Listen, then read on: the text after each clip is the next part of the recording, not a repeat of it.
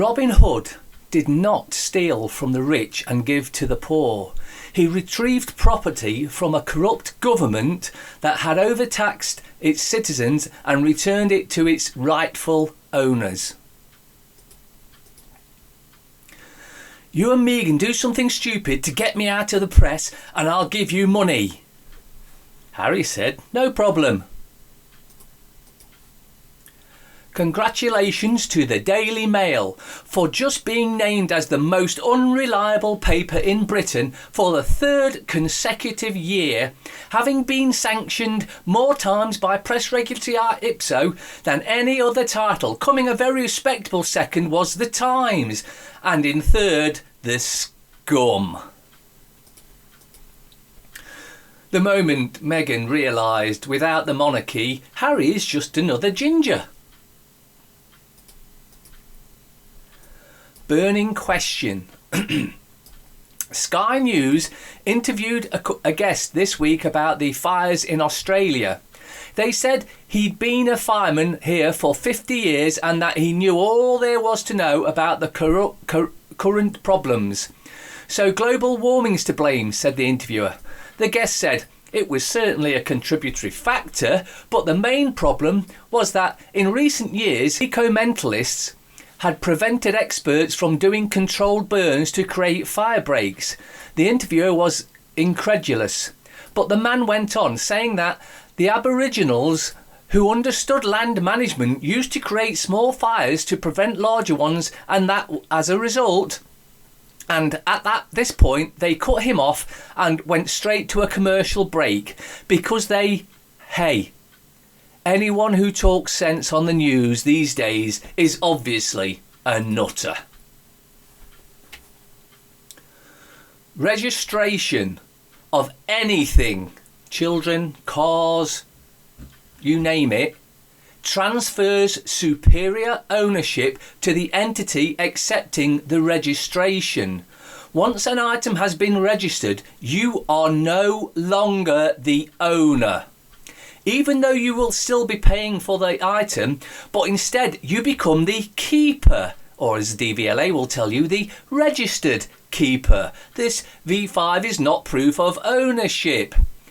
This includes cars, houses, children who become wards of the state by virtue of a birth registration, etc. Regis, handling ownership to the Crown, which, by the way, is the British Crown in Temple Bar and not Elizabeth II. A working family in touch. Asking for bread, struggling with their universal credit payments. 2020 and they are asking for bread. Have we learnt so little from the past 200 years? We are now going backwards, not forwards, and the social divide and poverty of the poorest divides us all as a nation. Little bastards, not even my son. F the ginger nut. Here you see, Pope bows down to the order of the Illuminati. Kiss feet and hands. Pope kisses the feet of Saudi Muslim leaders. Pope Francis kissing the hands of Rothschild and Rockefellers. And again. And again. And again. Do we see who runs the Vatican yet? How cannabis promotes brain cell growth in humans. Cannabis can trigger brain cell growth in humans, says new study. The biological system of the human body is absolutely amazing.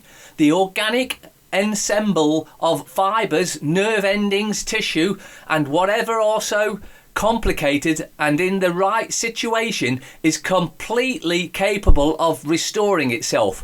Most of it is due to the endocannabinoidal system present in every and each mammal on the planet. This includes dogs.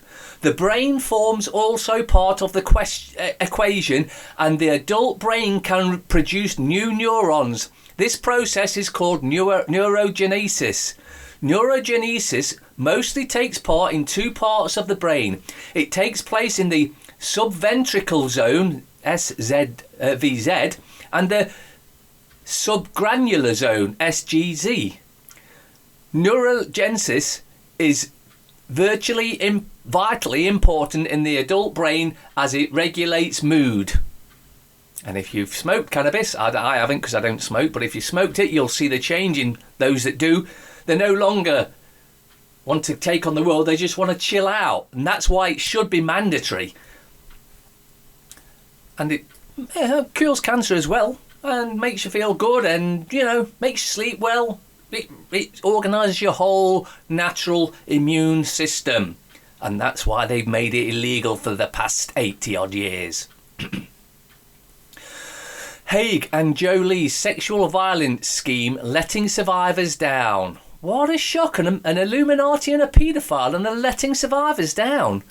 MPs blame failure to sustain momentum following William Hague's departure from Foreign Office for project falling far short. A high-profile UK government programme to tackle sexual violence in conflict zones, launched by former Secretary and paedophile Lord William Hague and Hollywood actress and Illuminati member Angelina Jolie, has been criticised for falling far short of its ambitions and letting survivors down. A review published on Thursday by the aid watchdog found that warning ministerial interest, severe funding cuts and lack of senior leadership was to blame. Safety fears as hospitals redeploy nurses to care for patients in corridors. And you can see the NHS is already nearly totally privatised by these corrupt, treasonous traitors in Parliament. Overcrowding forces ward staff to spend part of shift looking after patients without a bed. I'm being asked to take bloods while patients are on the floor. Hospitals are having to redeploy nurses from ward to look after queues of patients in corridors in a growing trend that has raised concerns about patient safety. Many hospitals have become so overcrowded that they are being forced to tell nurses to spend part of their shift working as corridor nurses to look after patients who are waiting for a bed. Nurses, doctors and hospital bosses have all voiced unease about the practice, which has risen sharply in recent weeks as the NHS has struggled to cope with the extra pressure of winter. Pentagon propaganda. 6 things the mainstream media isn't telling you about Soleimani's assassination. The war propaganda has ramped up in the aftermath of the assassination of top-ranked Iranian General Qasem Soleimani. But before jumping on the violent and horrific war bandwagon, there are 6 things you should know that the mainstream media is failing to mention because they don't ally with the globalist official narrative. The mainstream media is hardly a bastion of truth and neutrality in reporting. The lapdog of the elitist and establishment ruling class will not tell you the things you need to know to make an informed and peaceful decision. All they will do is parrot the official narrative and the lines they are told, which will lead to murder, slaughter and death, so that the military-industrial complex and bankers can rake in billions of dollars on another unnecessary war.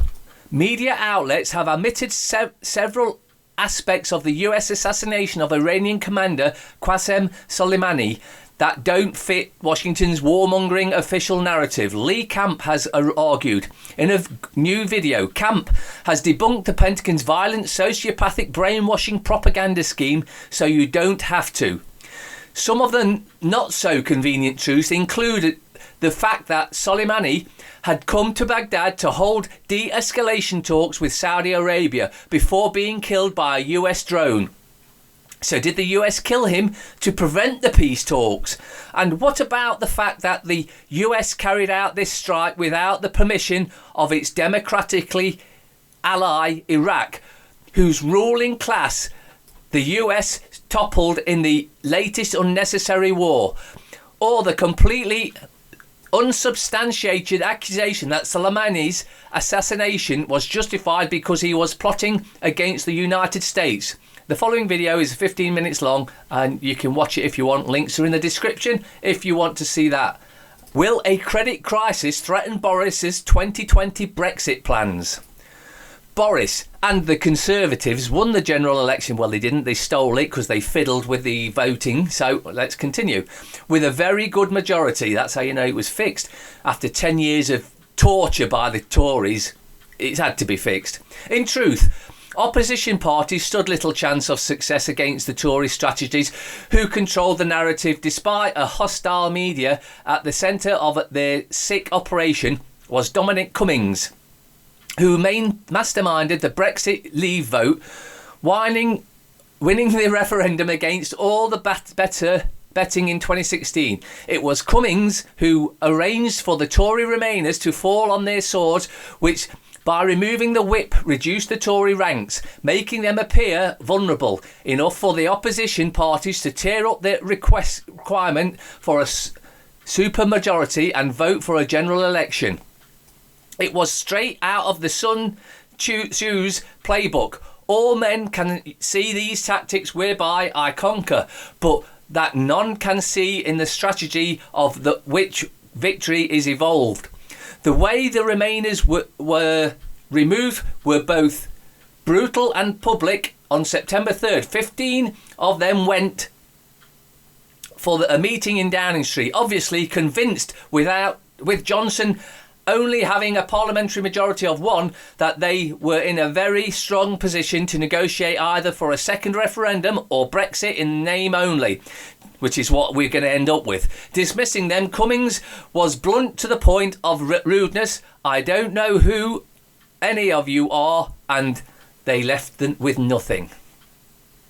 Brexit, the movie, is actually rather interesting as well, if you can get a chance to see that. Macron caves in French government offers to scrap plan to raise pension age to 64 after weeks of rioting and crippling strikes as Paris burns yet again. What should you take from this? You should take from this the fact that we have the power. We need to take back this power we've given to these corrupt bastards in Parliament and fix it ourselves, because they're never going to. French government has offered to withdraw plan to raise pension age to 2 years in compromise to unions. The message was delivered as thousands of protesters took to the streets for 38th day of protest and strikes. The moderate CFDT union welcomed the withdrawal of the pivotal age from the controversial bill. French government's offered a possible compromise to unions waging a crippling weeks-long transport strike against pension reform. The government on Saturday offered to withdraw the most contested proposal that would in effect have raised the retirement age by 2 years to 64. Ours is already at 65 and they're on about raising it to 85. Time we took a leaf out of the French book and sorted the corrupt governments out. To demonstrate my confidence in the social partners, I am willing to withdraw from the bill and short-term measure I had proposed to set a so-called pivot age of 64 with the effect from 2027. Prime Minister Edouard Philippe wrote in a letter to union leaders a day after he met the seeking an end to labour action now in its 38th day. The people have the power if they are prepared to use it. We need to get off our friggin' knees, stand up and take Parliament out. And it just keeps getting worse and worse for poor old dirty paedophile Andrew, doesn't it? As the links continue to pile up.